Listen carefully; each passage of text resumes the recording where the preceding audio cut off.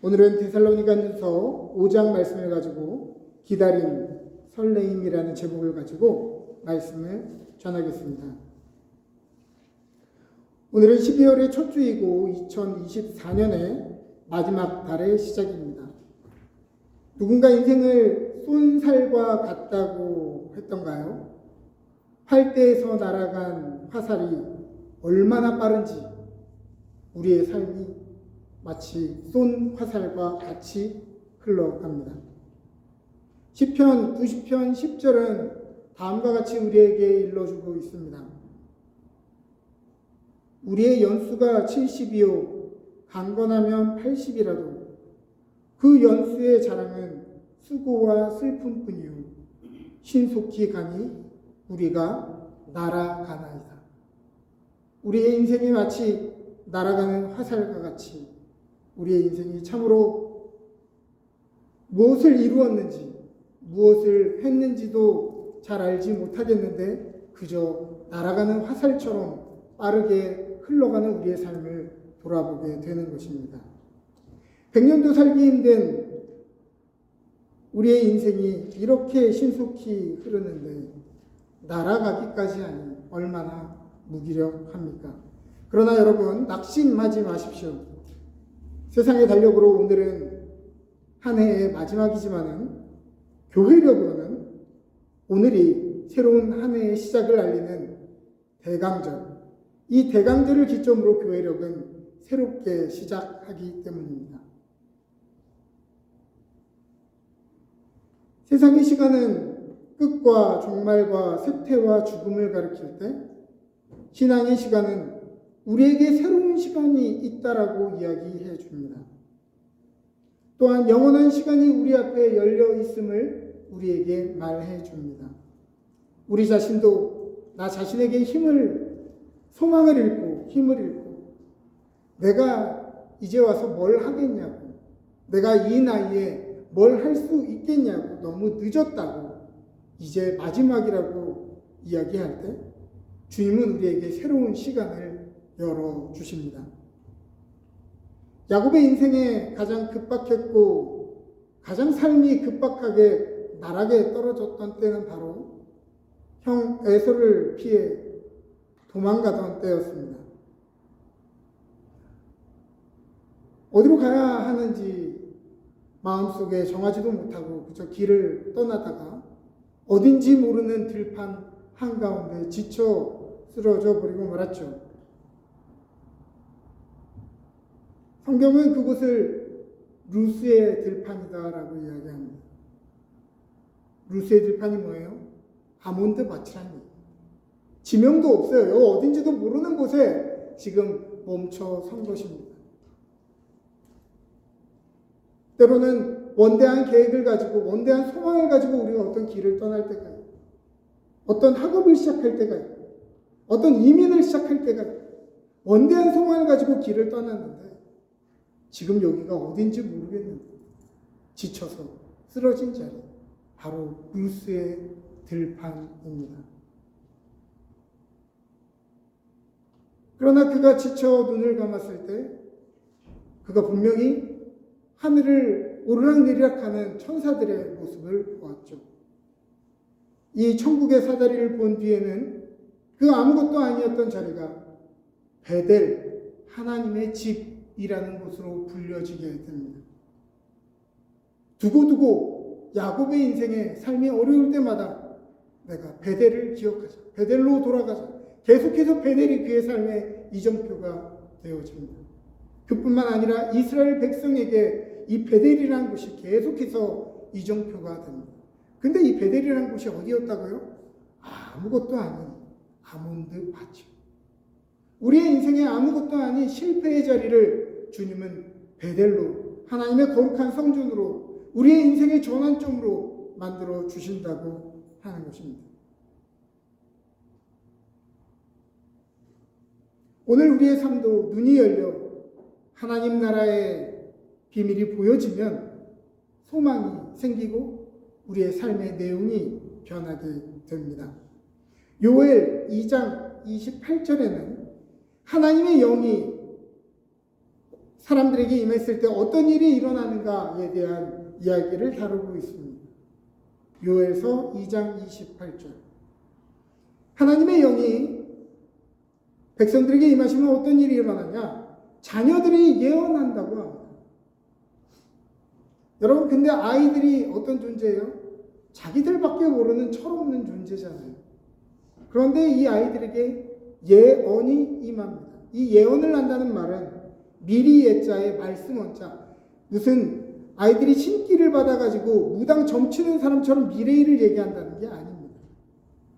여기서 예언은 맡을 예자에, 우리가 예금하잖아요. 맡을 예자에 말씀 원자입니다. 우리 아이들이 말씀을 그 마음에 새기게 돼요. 그러면 어떤 일이 일어납니까?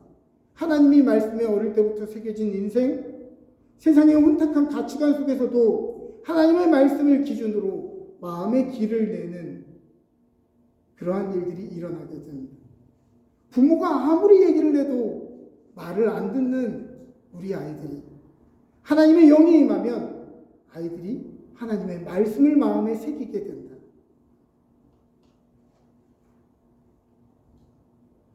노인들은 소망과 꿈을 꾸게 된다고 얘기합니다. 여러분, 우리 노년에 계신 분들은 여러분 어떻습니까? 많은 분들이 내가 이상한 거 저지르지 말고 지금 내가 벌린 거나 잘 정리하고 가야 되겠다 이런 생각 하실 때가 있고, 또 어떤 분들은 내가 이 나이에 뭘 하겠나, 젊은 사람들이 하세요, 저는 그냥 뒤에서 서포트나 하고 뒤에서 그냥 여러분들 응원만 하겠습니다, 이렇게 이야기합니다.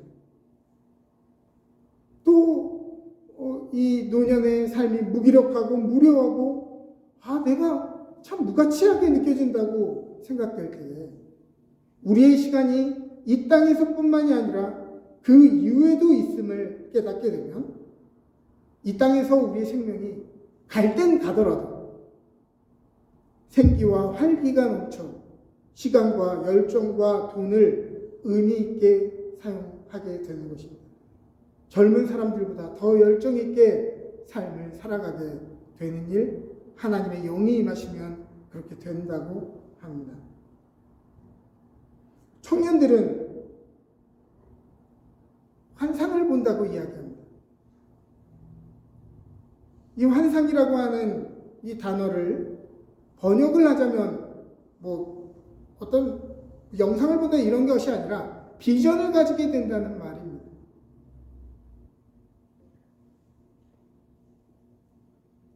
이 비전이라고 말하는 히브리어 테베시는 다른 의미로는 시력입니다. 우리 청년들이 시력을 회복하게 된다는 말입니다. 젊을 때는 여러 가지 삶의 부담감들로 눈에 뵈는 게 없을 때가 많습니다. 예전에 한 시인이 얘기했죠. 젊은이들에게 젊음을 주는 것은 참으로 아깝다. 그 젊음을 어떻게 사용해야 될지 잘 알지 못한다고 하는 것 아닙니까? 그 아름다움을 어떻게 사용해야 되는지 잘 알지 못한다는 것이죠. 눈에 잘 보여지지 않으면, 제가 요즘에 노안이 시계 와가지고 잘 안 보입니다. 초점이 잘 안 맞아요. 모든 게 잘 안 보이면 스트레스로 다가옵니다. 위험하죠. 눈에 잘 보이는 게 없으면요, 다른 사람들의 형상을 쫓아갑니다. 다른 사람들 뒷공무니를 쫓아간다는 말이죠. 잘 안 보이기 때문에. 또 뵈는 게 없으면 무모해집니다. 보이지 않기 때문에. 그러나 비전이 회복되면, 이 시력이 회복되면 어떤 일이 일어나냐? 젊은이들이 미리 삶을 인지하며 살아가게 되고요, 위험한 것을 피하며 살게 되고요, 지금 있는데 같은 것을 계속 사는 어리석음을 범치 않으며 살 수 있습니다. 즉, 오늘 우리에게 필요한 것은 하나님 나라의 시간을 인지하며 살아가는 것이죠. 대강절은 라틴어로 아드벤투스입니다. 그 뜻은 온다라는 뜻입니다. 뭐가 오죠? 아드벤투스는 사실 기독교 용어가 아닙니다. 원래 이 말은 로마의 왕이나 장군이 전쟁을 이기고 개선 행렬을 할 때에 앞에 있는 사람이 외치는 외침이었습니다. 아드벤투스! 그 말의 의미는 무엇이냐면 왕이 행차하신다는 거예요. 전쟁에서 이기고 돌아온 개선 장군이 들어오고 있다는 말이에요. 그러면 어떻게 해야 됩니까? 사람들은 가던 길을 멈추고 길을 열고 머리를 숙이고 그에 합당한 칭송을 해야 한다는 말이죠. 아드벤투스, 우리 주님이 다시 이 땅에 오십니다. 이 땅의 불의와 악한 자들의 태평 성대를 끊어내고 공의와 샬롬이 다스리시는 참 사랑과 기쁨의 나라가 속히 다가옵니다. 제가 어제 메이슨빌 몰에 딸아이를 잠깐 드랍해주러 내려갔다가 사람이 너무 많은 것을 보고 깜짝 놀랐습니다. 11월 말인데도 사람이 그렇게 많더라고요. 또 하나 놀란 것은 성탄절이 이제 임박했음을 교회보다 쇼핑몰이 더 열심히 알리고 있다는 거였습니다.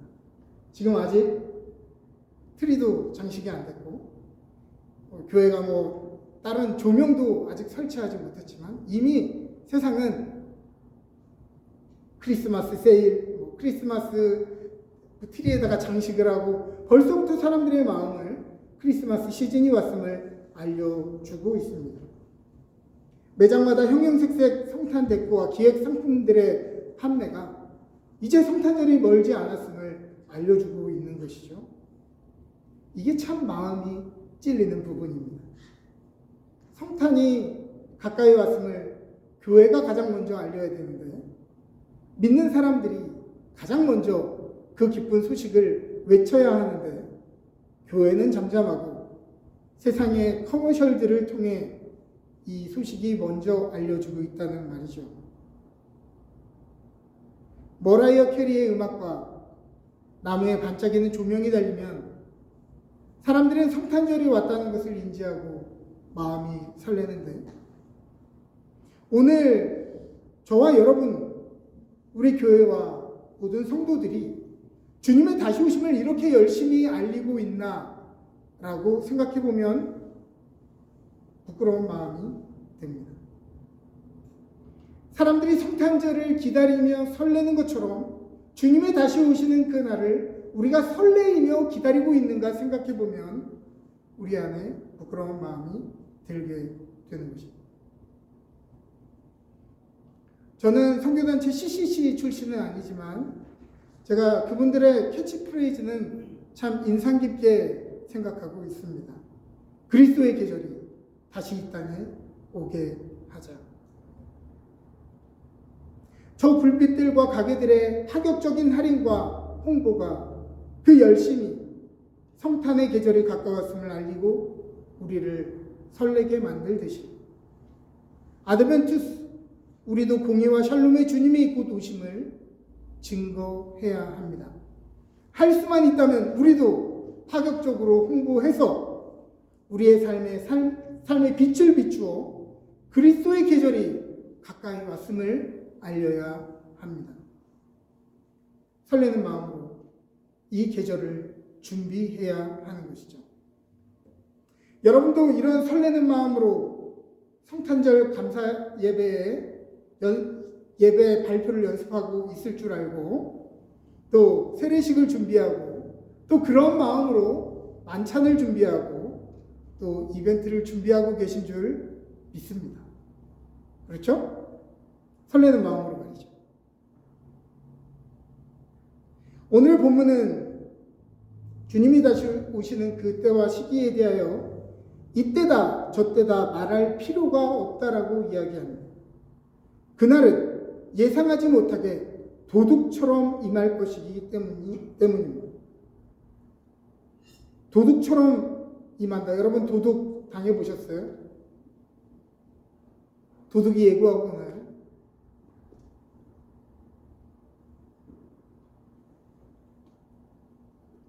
도둑이 와가지고 물건을 깔끔하게 훔치고 가나요?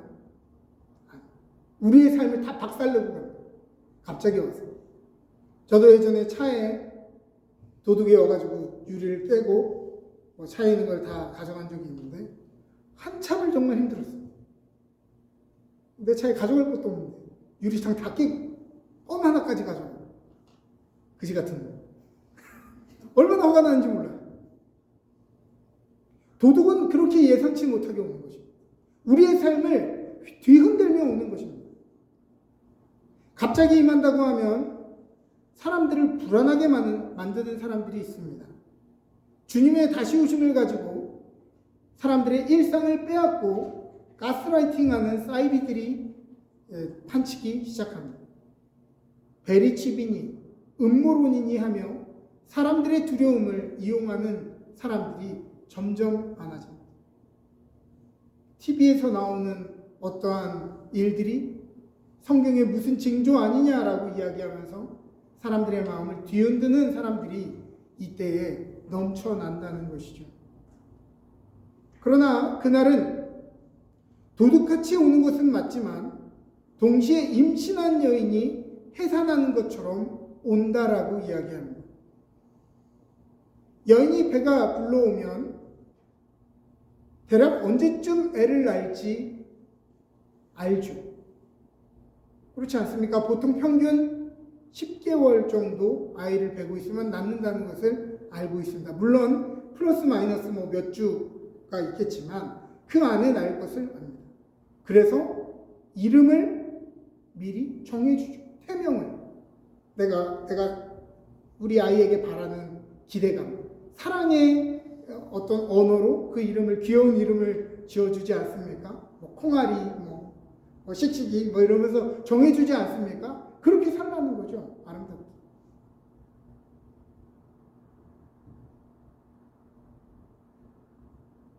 아이를 어느 날 이 여인이 갑자기 해산하게 되더라도 이름 없이 2년, 3년을 아이를 이름 없이 보내지는 않을 것입니다. 아이가 태어난 지 정말 얼마 지나지 않아서 정말 이 땅에서 그런 사람이 되라고 정말 훌륭한 뜻의 이름을 정해서 이 아이를 불러줄 것입니다.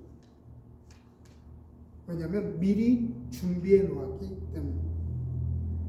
또 베네 쪼그리며 아이 이불, 아이 침대와 모빌 같은 것들을 미리 준비해 놓습니다. 물론 아이를 출산하는 것이 일주일 뒤가 될지, 오늘이 될지, 새벽 1시가 될지, 아침 9시가 될지는 알지 못하지만, 그건 모르지만, 그러나 그 여인의 그 배의 징조는 이제 해산이 멀지 않았음을 알려주는 것이죠. 오늘 우리가 살아가는 삶의 징조는 이미 주님이 언제 오셔도 이상하지 않은 징조대로 살아가고 있습니다. 주님이 언제 오시는지 아는 사람은 아무도 없죠. 그러나 그 날을 인식하고 준비해야 되는 것은 분명합니다. 마태복음 24장 36절은 이야기합니다. 예수님이 말씀하신 것입니다. 그러나 그날과 그때는 아무도 모르나니 하늘의 천사들도 아들도 본인도 모르고 오직 아버지만 아시느니라. 예수님마저도 오직 하나님만 아신다고 하는 그때를 여러분 뭘 사람들의 말에 그렇게 휘둘리며 있다는 말입니다. 오늘 사도 바울은요, 빛의 시간이 다가왔음을 깨달아 우리가 밤이나 어둠에 속하지 말아야 한다고 이야기합니다. 오직 깨어 정신을 차려야 한다고 이야기하죠. 정신을 차리라는 말이 2번 나옵니다. 여러분, 정신을 차려야 합니다. 오늘 우리가 살아가는 때는 정말 정신없는 때이기 때문에 이때일수록 우리가 더 정신을 차려야 합니다. 사람들이 정신없이 무엇을 위해 살아갑니까? 이 땅의 사람들이 다 육신의 정욕과 안목의 정욕과 이생의 자랑에 얽매여 그것이 행복한 삶이요, 무엇을 성취한 삶이요, 진짜 삶이라고 착각할 때, 그리고 그것을 위해서 정신없이 살아갈 때에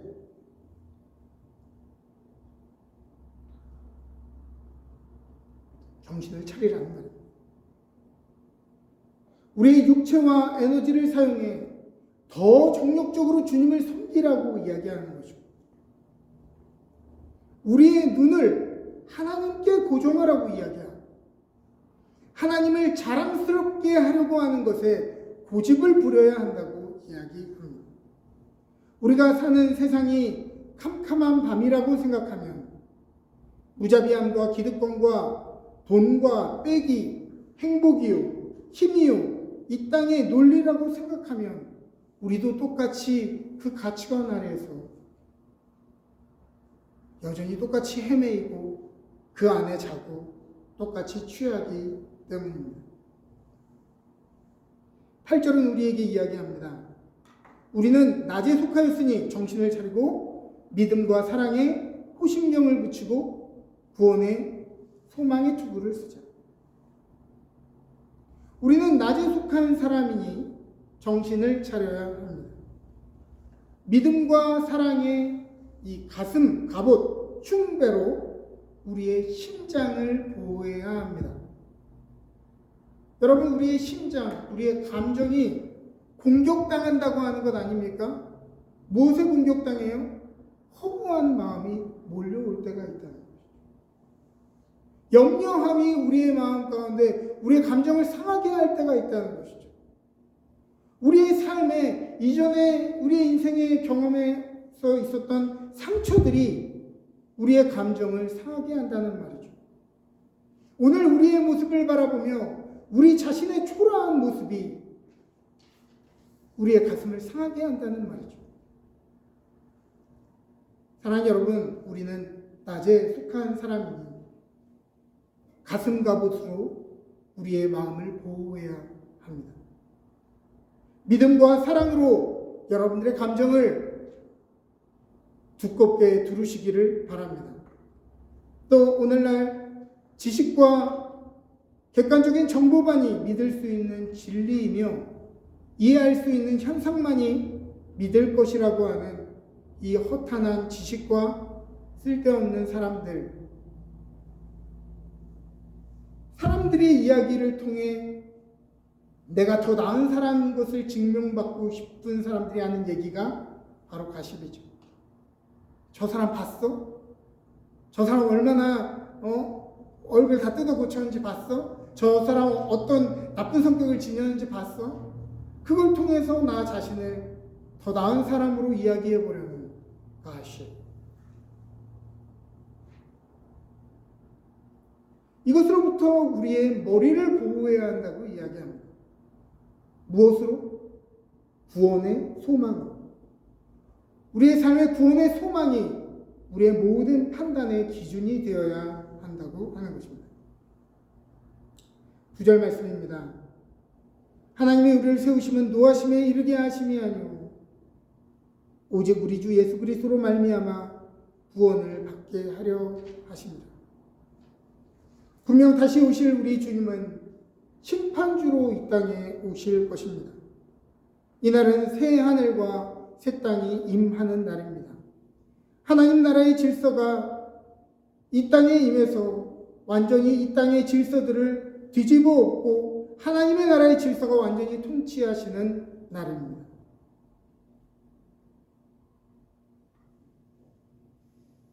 그날에는 부끄러움을 모르는 악인들, 권세를 가지고 구분 판결을 한 판관과 지도자들, 돈을 위해 사람을 버리고 짓밟고 비굴하게 만들었던 사람들에게 가혹한 처벌이 내려지는 날입니다.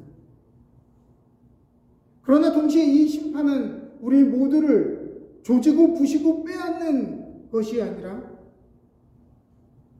질서를 세우고 빼앗긴 자들의 권리를 찾아주고 집 한 칸, 땅 한마디에 움켜쥐려고 애쓰느라 평생을 뺑뺑이 돌아야 했던 우리의 삶에 아무 대가 없이 예비하신 초소를 우리에게 제공해 주시는 날입니다. 과거 많은 사람들은 예수천당 불신지옥을 지하철에서 이야기했습니다. 어찌 보면 틀린 말은 아닙니다. 주님을 믿지 않으면 심판을 받게 되죠. 그러나 주님을 믿지 않으면 지옥에 가는 것이 아니라 우리 모두는 원래 멸망받을 이들이었습니다.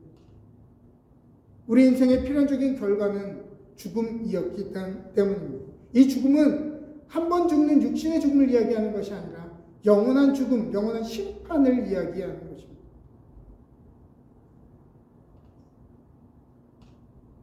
아니, 십자가의 대속의 사건을 믿기만 하면 된다고? 그렇게 쉬운 게 어딨냐라고 이야기합니다. 그러나 사실 그것은 너무 쉬운 것이 아니라 너무 어렵기 때문에 주님이 다 짊어지신 것이죠. 그 대속의 대가로 우리가 주님을 믿고 살아가면서 살아가는 것입니다. 만일 여러분들의 어린 자녀들이 부모님의 보살핌과 희생, 헌신이 없으면 그들의 삶이 어떻게 될지 한번 상상해 보셨습니까? 아마도 부모의 그늘 아래 뛰어놀고 공부하고 자라야 할 때 부모가 없으면 그들은 감당하기 힘든 비참한 삶을 감당해야 합니다. 왜냐하면 이들은 삶에 필요한 비용들, 삶의 부채를 도무지 갚을 능력이 없기 때문입니다. 그것이 너무도 어렵기 때문에 우리 부모들이 우리의 삶의 힘든 현장에서 노동하면서 그 가게의 부채를 짊어지고 나가는 것 아니겠어요? 아이들이 할 수 없기 때문에 부모가 하는 것이지 그것이 쉬운 것이 아닌 것입니다.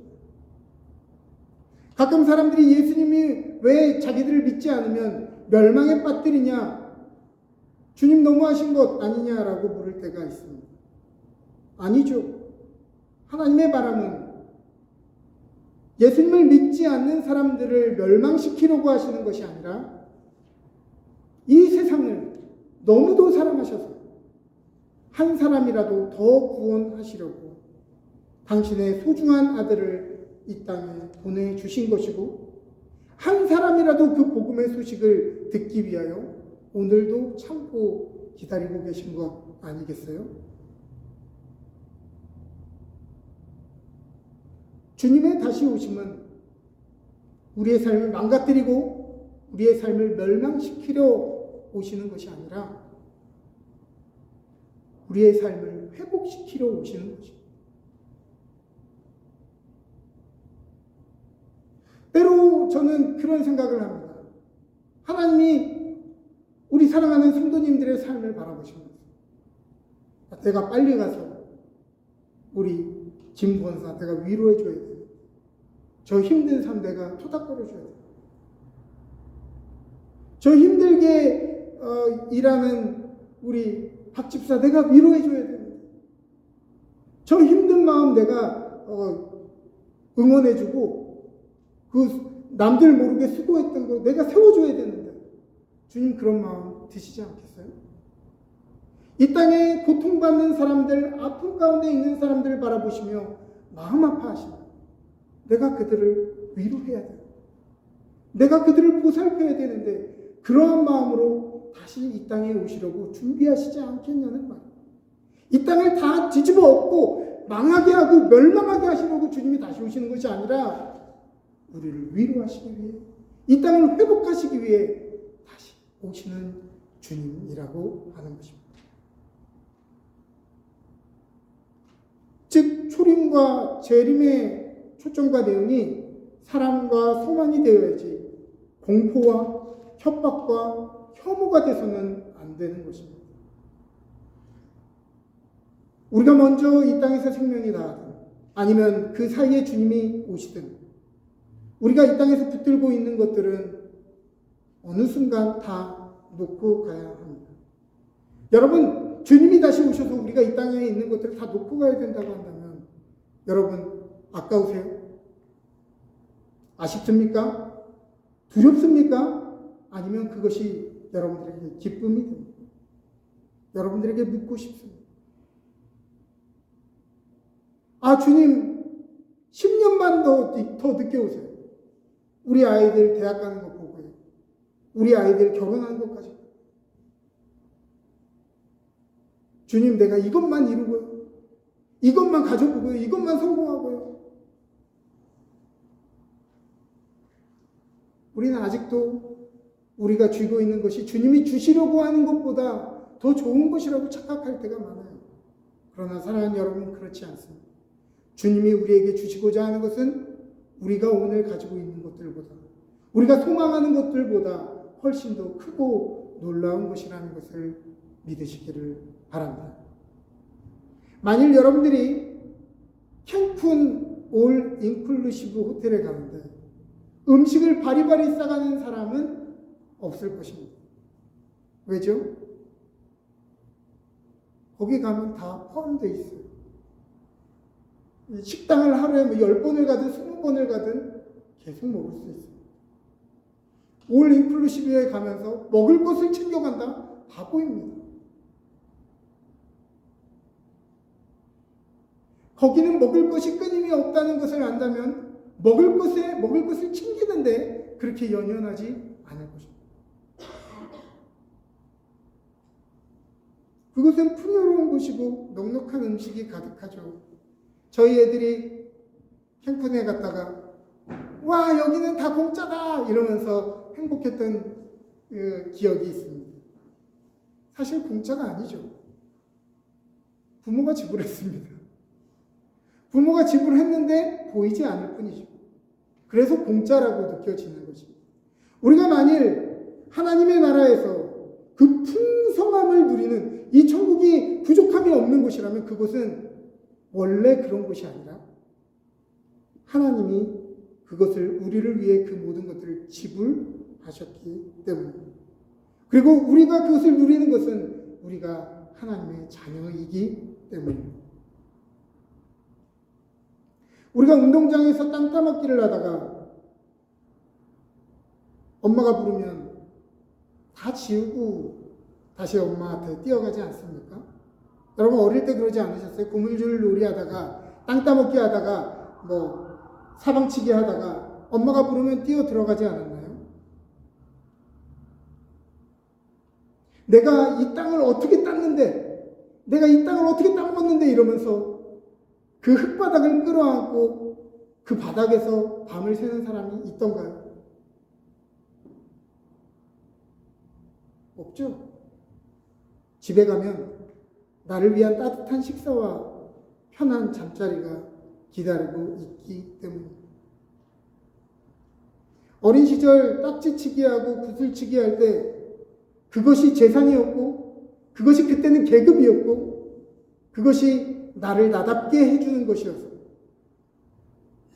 이사할 때 그 땄던 수많은 딱지들과 구슬들을 바리바리 싸가지고 이사를 갔는데 나중에 커서 그 봉지를 발견하자마자 추억에 빠지기는커녕 내가 이딴 걸 왜 가지고 있었지? 하며 바로 쓰레기통에 버렸던 기억이 납니다. 오늘 우리의 삶에 그토록 소중하고 그것이 오늘 나를 만드는 것 같고 우리의 자랑이 되는 것 같고 우리의 계급이 되는 것 같은 그 수많은 소중한 것들이 하나님 나라에서는 아무 쓰잘데기 없는 것처럼 느껴지게 될 것이라는 것을 말입니다.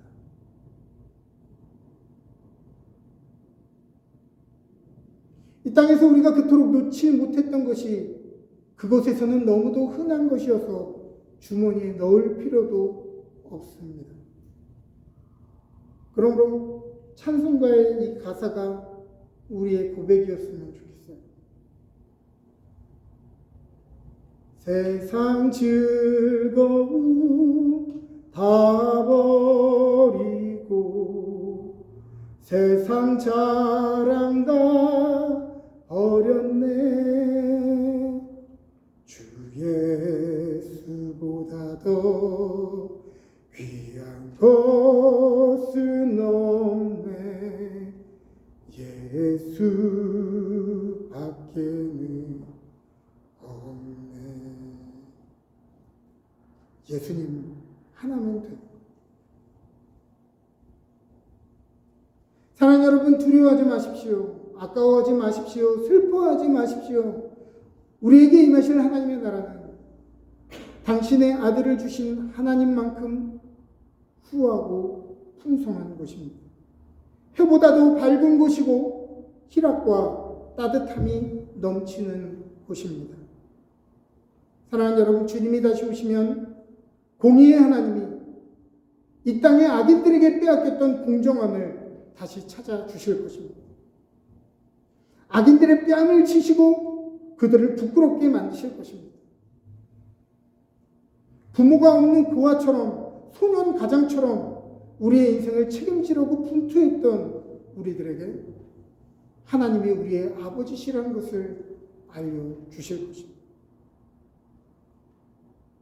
우리는 너무도 자주 우리 자신이 아무 쓸모없이 비참한 인생처럼 느껴질 때가 있지만 우리의 이름을 불러주시며 너는 내가 태초로부터 계획하고 있었던 소중한 보물 같은 존재라고 우리에게 이야기해 주실 것입니다.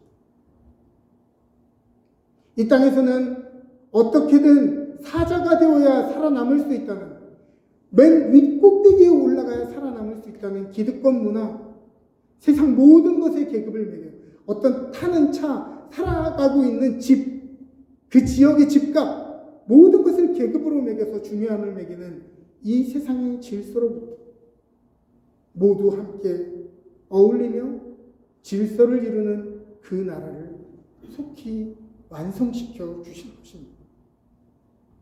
주님이 오십니다. 주님의 나라가 속히 옵니다. 여러분 기뻐하십시오. 나무의 빛을 밝혀 성탄이 옴을 알리듯 우리의 삶의 빛을 밝혀 주님의 다시 오심을 세상에 외쳐야 하겠습니다. 사막에 샘이 넘쳐 오르고 참 사랑과 기쁨의 나라가 이제 속히 올 것입니다. 아드벤투스, 주님이 오십니다. 가던 길을 멈춰서 머리를 숙이십시오. 승리하여 입성하시는 주님께 합당한 찬양과 경배를 올려드리시기를 바랍니다. 그 소망과 기쁨으로 새롭게 시작하는 오늘을 살아가는 저와 여러분 되시기를 주님의 이름으로 축복합니다. 우리 함께 기도하겠습니다.